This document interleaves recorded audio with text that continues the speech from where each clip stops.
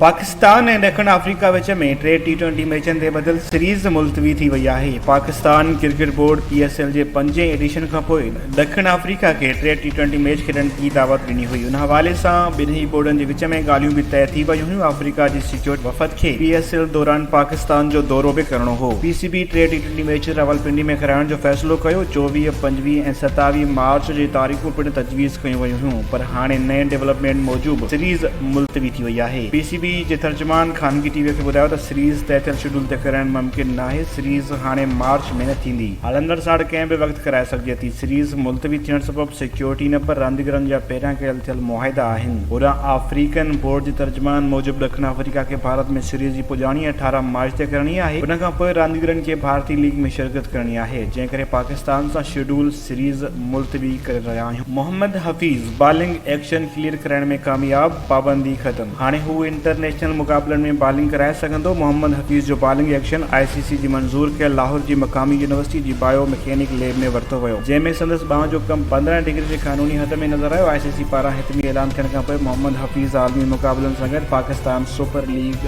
में बि ऑलराउंडर तौरु बॉलिंग कराए सघंदो। यादि रहे त गुज़िरियल साल दिसंबर में इंग्लिश क्रिकेट बोर्ड क़ौमी ऑलराउंडर मोहम्मद हफ़ीज़ जी बॉलिंग एक्शन गैर क़ानूनी करार ॾिनो हो, जंहिंजे करे हू इंग्लिश क्रिकेट बोर्ड जे इंतज़ाम हेठि इवेंट सां गॾु आलमी इवेंट में शिरकत खां महरूम थी वियो हो।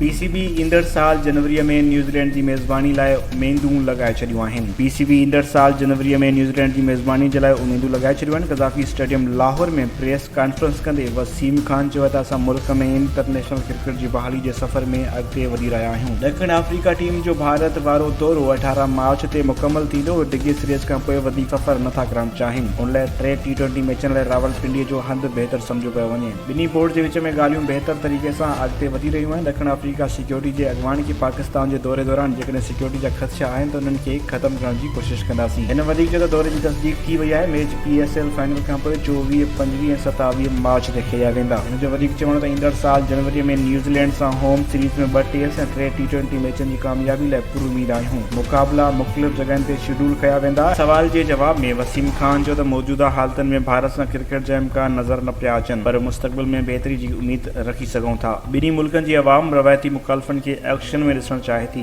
हिन जो वधीक चवण त ICC इवेंट्स ते हाणे कंहिंजो बि कब्ज़ो नाहे रहियो। को बि मेज़बानी चाहे त उनखे पंहिंजे वसीलनि खे ॾिसणो पवंदो। असां वटि बि मुख़्तलिफ़ ऑप्शन मौजूदु आहिनि, जिन खे अॻियां हली गौर कंदासीं।